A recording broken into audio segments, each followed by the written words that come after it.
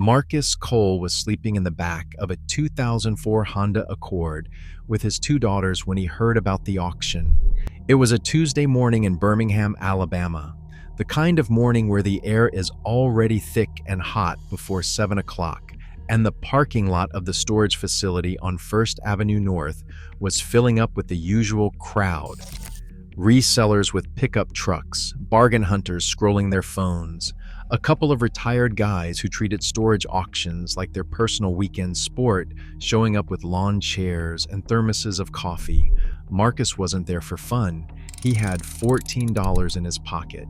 His girls hadn't eaten breakfast, and he needed to find something he could flip at the flea market on 3rd Street by Saturday. He had been homeless for 5 months by then. Before that, he had worked at a distribution warehouse on the south side of the city, loading pallets 12 hours a day. The pay wasn't glamorous, but it was steady. Enough for a 2-bedroom apartment on 4th Terrace. Enough to keep the lights on. Enough to make sure his daughters had clean clothes for school and something hot for dinner every night. Then a forklift clipped his lower back during a late shift. The driver didn't even realize what happened. Marcus felt the impact, heard something pop near the base of his spine, and spent the next 6 weeks learning that American healthcare has a very specific opinion about warehouse workers with back injuries. The hospital visits piled up. The bills piled higher. His employer offered him desk work at half the pay, which didn't cover rent. He filed for disability through Social Security. He got denied. He filed again with more documentation from his doctor. Denied again. The appeals process, he learned, can take over a year. By the time his 3rd appeal was sitting in some government office in Montgomery, he had already missed 3 months of rent. The landlord gave him 2 weeks. He packed what he could into the Honda and drove to a church parking lot on the west side of Birmingham that let homeless families use the bathroom in the mornings. His daughters were 9 and 11. They thought they were on a camping adventure. Marcus made absolutely sure of that. He turned the back seat into a little fort with pillows and blankets from the apartment.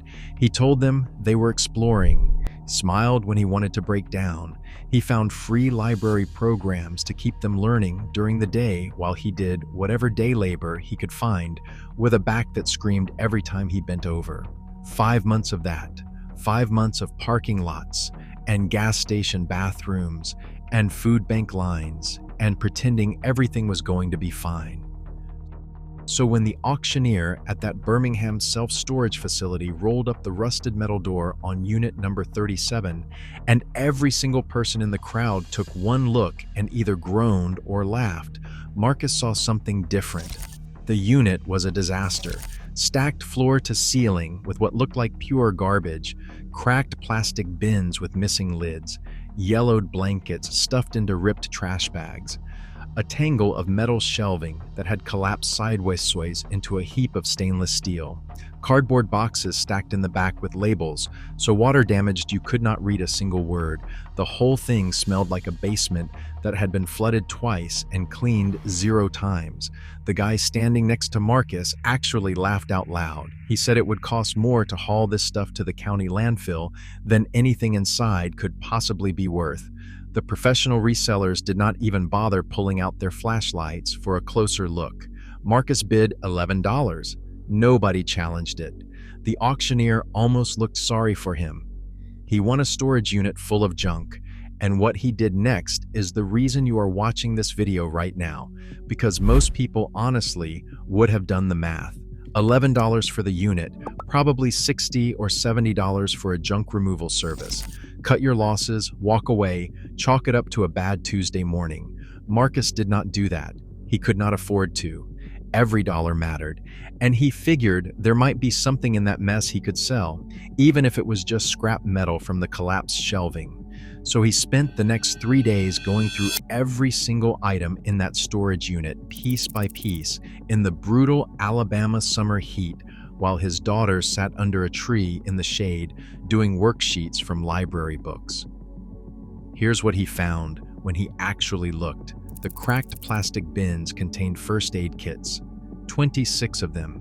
They had been back for some kind of disaster relief effort that apparently never launched. The labels were faded, the expiration dates had technically passed, but the kits were still factory sealed.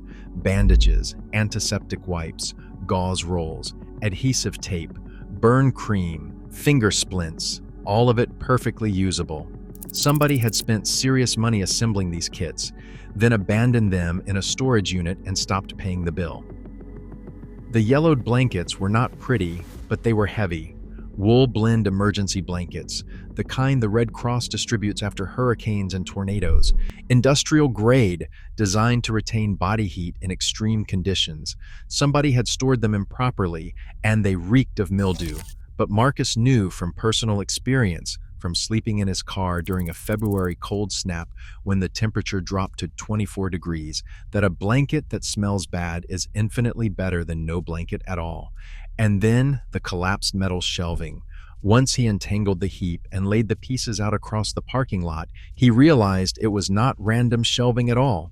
It was a dismantled commercial kitchen setup, stainless steel serving trays, a 2-burner propane cooking station, warming pans designed for catering events, a portable hand wash station with a foot pump, even a stack of heavy-duty serving utensils wrapped in a garbage bag, all of it scratched, all of it dented, all of it completely functional.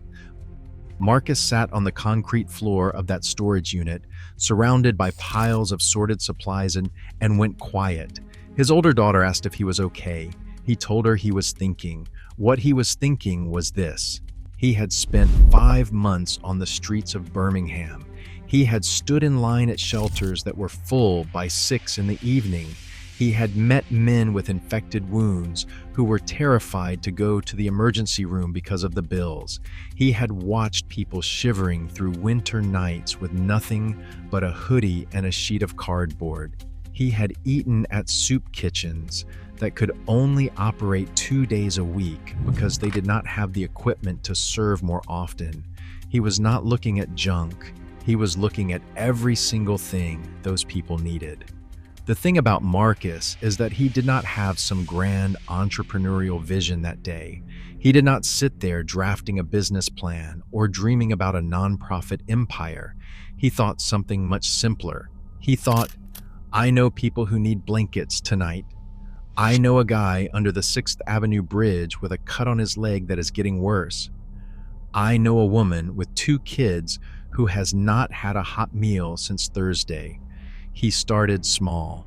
He took the blankets to a laundromat on Bessemer Road and washed them using quarters his younger daughter had been collecting in the car's cup holder.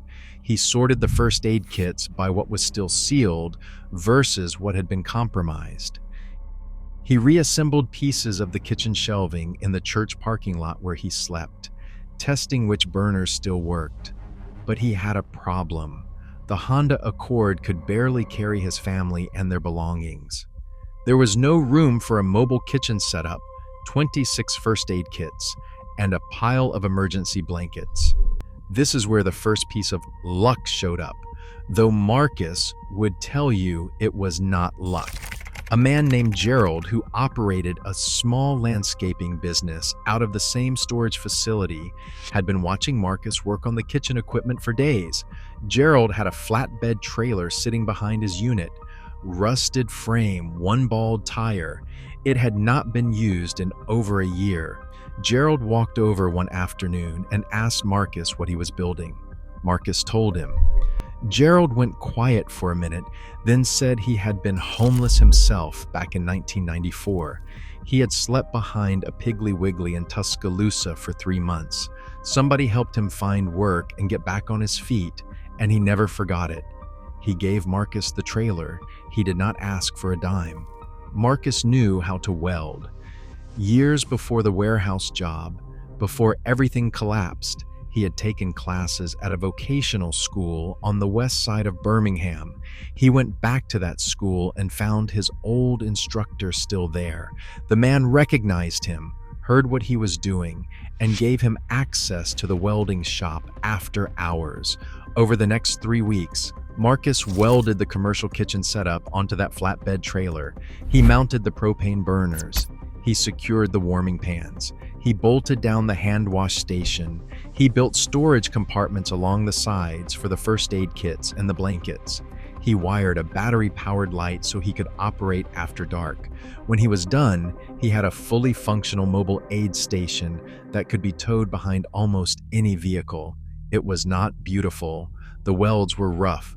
The trailer squeaked when it moved, but it worked. What it still lacked was medical knowledge. Marcus could hand out blankets and serve hot food, but he did not know how to treat an infected wound or recognize the signs of a cardiac emergency. And this is where the second piece of the story connects. A retired emergency room nurse named Dorothy Sims attended the same church where Marcus parked his car every night. She had spent 31 years in hospitals across Alabama, including 12 years in the ER at UAB Medical Center, one of the busiest trauma centers in the Southeast. She had been retired for 2 years when she noticed Marcus rebuilding equipment in the parking lot every afternoon. Dorothy understood immediately what the mobile station could become. She started coming by every evening to teach Marcus and 2 other volunteers the fundamentals of first aid, how to properly clean and dress different types of wounds, how to recognize the early stages of hypothermia before it becomes life-threatening, how to identify a diabetic emergency versus a cardiac event, how to respond to an opioid overdose using naloxone, which she helped him obtain through a harm reduction program based in Jefferson County. She also taught them when to stop treating and start dialing 911. That distinction, Marcus would later say, is probably the single most important thing she ever taught him. On a Friday night in October, Marcus hitched the trailer to a borrowed pickup truck and towed it to the underpass beneath Interstate 65 in downtown Birmingham. 40 people showed up the first night. He heated soup made from donated canned goods on the propane burner, while Dorothy set up a triage area on a folding table near the back of the trailer. She treated a man named James who had a badly infected laceration on his right foot. He had been limping on it for 2 weeks, afraid to visit the emergency room because of an outstanding medical bill from a previous visit. The skin around the wound was hot, swollen, and starting to streak red up his ankle, which Dorothy recognized as the beginning of cellulitis spreading toward his bloodstream. She cleaned the wound, applied proper bandages, gave him a course of antibiotics she had sourced through a free clinic partnership, and set him up with a follow-up appointment. James's doctors would later confirm that without treatment that week, the infection was heading towards sepsis. He could have lost the foot. He could have lost his life. James became documented save number 1. Word moves fast through homeless encampments. Within days, people from across Birmingham were asking where Marcus would set up next. He started a rotation. Monday nights near the Railroad Park area downtown, Wednesday nights on the north side near the Salvation Army, Friday nights under the Interstate 65 overpass, always near the communities with the fewest resources and the most need. By the end of the first month, he'd served over 300 hot meals, and Dorothy's team had treated dozens of medical situations that were days or weeks away from becoming emergencies. But the stories that define this operation came over the following 2 years. There was Patricia, who arrived at the mobile station near Railroad Park in active labor. She was 38 weeks pregnant and had been avoiding hospitals because she had outstanding warrants and was terrified of being arrested during delivery.